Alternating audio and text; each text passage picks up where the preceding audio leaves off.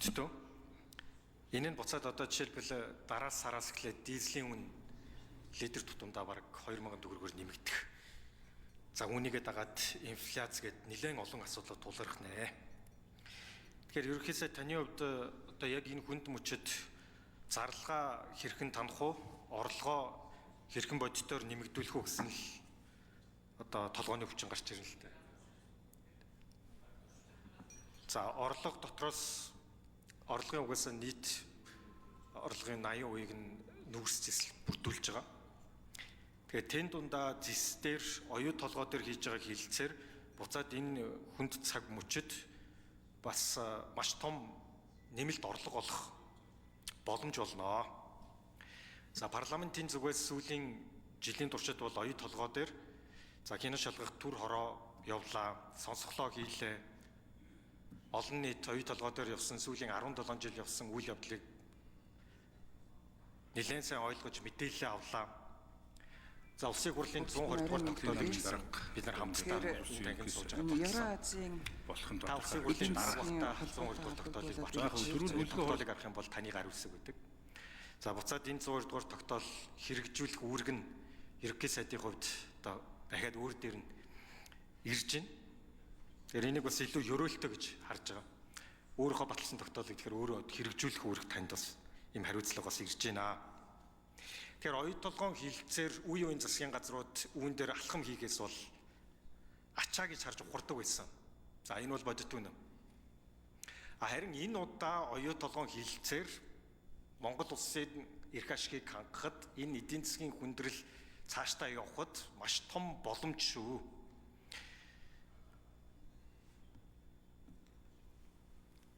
Монгол улсын эдийн засгаар явж исэн хямралууд Рио Тинто дандаа ашигтай байсан.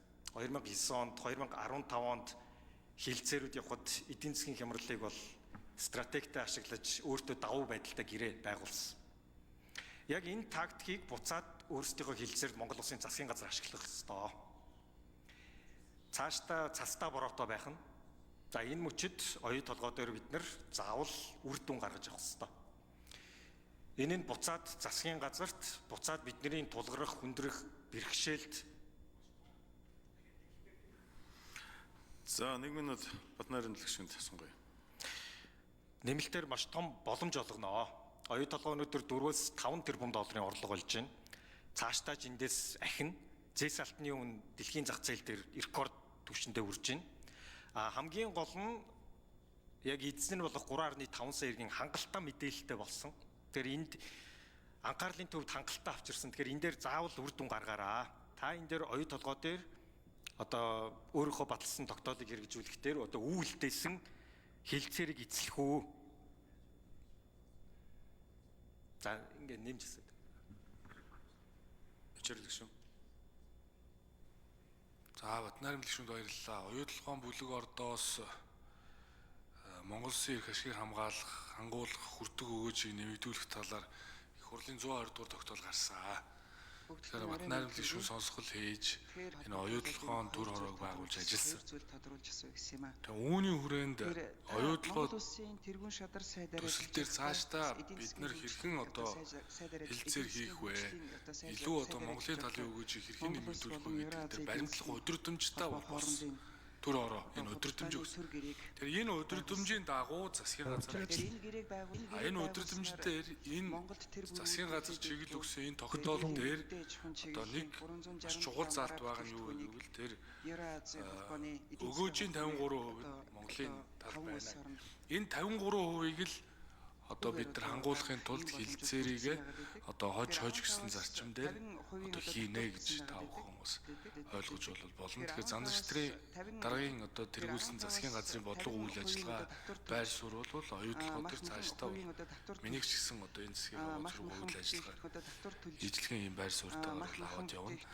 Хилцээрийг бол өнгөрсөн хугацаанд бас одоо хийж байсан. Тийм ч учраас энэ оюу толгой одоо илүү одоо өгөөжөө хүртэх 53% өрүүлэх хүртэх чиглэлээр санхүүгийн модель гаргаж одоо дахиж одоо хилцээрт орж энийг одоо үр дүнд хүргэх ёстой гэсэн ийм бол байр суурьтай байгаа.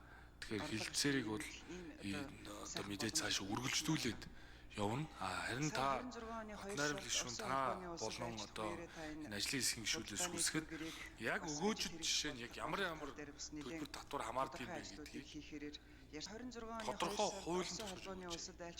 За Монгол Улсын үндсэн хууль бол газрын эвлийн баялагын дийлэнх нь ард түмний мэдээлэл 51% мэдэл байна гэдэг. Тэрэн дотор усны төлбөр орох юм уу, газрын төлбөр орох юм уу, орлогын албан татвар нь орох юм уу, өөр ямар төлбөр татвар орох юм бэ гэдгийг хуулинд тодорхой тусгаж өгчвөл дараа нь хилцээр хийхэд бол маш их амар болно. Тийм учраас одоо хуулиндаа бас өөрчлөлт оруулаарай. Тэгээд цаашаа бол зөвхөн энэ оюутлагоос гадна бусад одоо том төслүүдтэй бол бид нар энэ хуулийнхаа дагуу өгөөжөө яриад явж болно.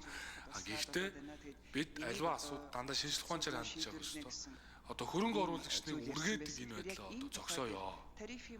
Гуйж урьж авчирч хөөгөө гаргадаг. Энэ одоо болчиход байна шүү дээ. Тэр хөрөнгө оруулагч нарыгаа урьж авчирсан бол хүндэтгээд ингээ хөрөнгө оруулагч нартай ээлтэй уус манай ус болох ёстой шүү дээ.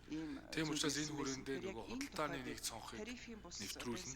Худалдааны нэг цонхыг тэгжээж бас олон нийтэд энийг танилцуулж ид бол цаашаа хөрөнгө оруулалт татах ажлууд бол бас эрчимжинд хууль буцааж хэрэглэхгүй тухайн хуулийн хүрээнд хилцээр хийсэн бол хүчин төгөлдөр үйлчлэнэ гэдгийг хэл.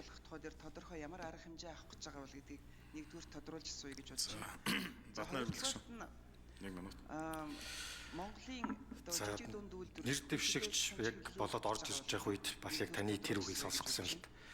Энэ дээр маш олон хүний том түүхэн хүлээлт байна. жижиг дунд үйлдвэрлэл хүн сүдээж хүн чиглэлээр Тэгэхээр бид нэр тогтоол нэгэнтэй батлагдсан энийг хэрэгжилт бол заавал хангагдах ёстой.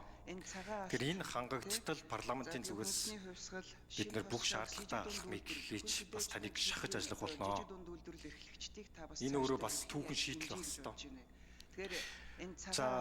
За товчхон бас нэг асуулт байна. Бид нар боловсролын реформ гэж олон зүйл ярьж байгаа. Гэтэл энэ хиймэл оюуны 90 үед чинь бид нар дараагийн 4 жилдээ энэ боловсролын системийг реформ хийж амжаагүй байтал тэр чигээр хиймэл оюун бидний бодоогүйгээр өөрчлөлөө шүү дээ. Тэгэхээр энэ хиймэл оюуны 90 үед та бас шинэ залуу цахим хөгжлийг хариулж байсан сайдын хувьд ерөнхий сайдын хувьд яг ямар алхам хийх вэ? Эндээс маш олон залуучууд бас хариулт хүлээж байгаа гэж байна. Жижиг дунд үйлдвэрлэл эрхлэгчтэйгээ дэмжих юм бол та энийг би тодруулж өгсөй гэж бодож байна. За засгийн газрыг бол одоо И кабинет Энийг одоо манай зарим гишүүд байна. Одоо одон туяа сайд гээд бид нар чинь нөгөө кабинет байхад бол real timer бүх мэдээллийг хардаг болсон. Одоо үүнийг өгөгдөл суурлаад шийдвэр гаргана. Хүн оролцохгүйгээр энийг хийж дуусгана. Тэгжиж одоо энэ шуурхай горим дээр энэ хурд хугацаанд шийдвэр гаргалт явахгүй бол юм техник ажилд хэд их цаг зараад байгаа байхгүй. Хүн оролцох шаардлагагүй техник ажил. Тэгэхээр үүнийг хийн. Дээрээс нь хиймэл оюун дээр баримтлах юм үндсэн чиглэлээ чиг зүгээ тодорхой болгоно. Судалгаа хийж агаад нэгээс одоо 2 аймаг дээр бол энэ эдийн засгийн тусгай бүс байгуулах ажлуудыг эрчимжүүлнэ. Тэгэхээр ер нь бол хиймэл оюуныг дэмжих чиглэлийн одоо бодлого зорилтуудыг бол гол тэргүүлэх чиглэл болгоно. За Салдангийн одон зөө. За